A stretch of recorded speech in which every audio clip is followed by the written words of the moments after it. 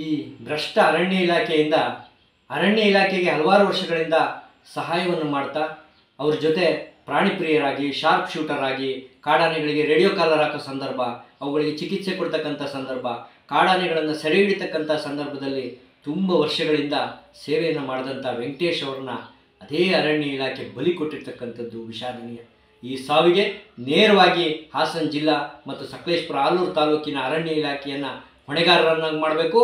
ಈ ಎಲ್ಲ ಅರಣ್ಯ ಅಧಿಕಾರಿಗಳನ್ನು ಅಮಾನತ್ನಲ್ಲಿಟ್ಟು ಅವರಿಗೆ ಕಾನೂನು ಚೌಕಟ್ಟಿನಲ್ಲಿ ಏನು ಶಿಕ್ಷೆ ಕೊಡಬೇಕು ಆ ಶಿಕ್ಷೆಯನ್ನು ವಿಧಿಸಬೇಕು ಅಂತೇಳಿ ನಾವು ರಾಜ್ಯ ಸರ್ಕಾರವನ್ನು ಆಗ್ರಹಪಡಿಸ್ತಾ ಇದ್ವಿ. ಕಾರಣ ಇಷ್ಟೇ, ಒಂದು ಕಾಡಾನೆಗೆ ಚಿಕಿತ್ಸೆ ಕೊಡ್ತಕ್ಕಂಥ ಕಾರ್ಯಾಚರಣೆಯಲ್ಲಿ ಯಾವ ರೀತಿ ನಾವು ವ್ಯವಸ್ಥಿತವಾಗಿ ಆಯೋಜನೆ ಮಾಡ್ಕೊಳ್ಬೇಕು ಅಂತಕ್ಕಂಥ ಕನಿಷ್ಠ ಸೌಜನ್ಯ ಈ ಅರಣ್ಯ ಅಧಿಕಾರಿಗಳಿಗಿಲ್ಲ.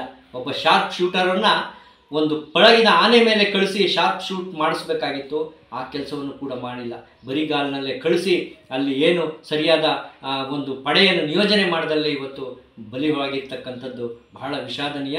ಇದು ನೇರ ಕ್ರಮವನ್ನು ಅರಣ್ಯ ಅಧಿಕಾರಿಗಳ ಮೇಲೆ ತಗೋಬೇಕು. ಆಗಾಗ ಮಾತ್ರ ಈ ಸಾವಿಗೆ ನ್ಯಾಯ ದೊರೆಯುತ್ತೆ ಅಂತಕ್ಕಂಥದ್ದು ನಮ್ಮೆಲ್ಲರ ಆಗ್ರಹ ಆಗಿದೆ.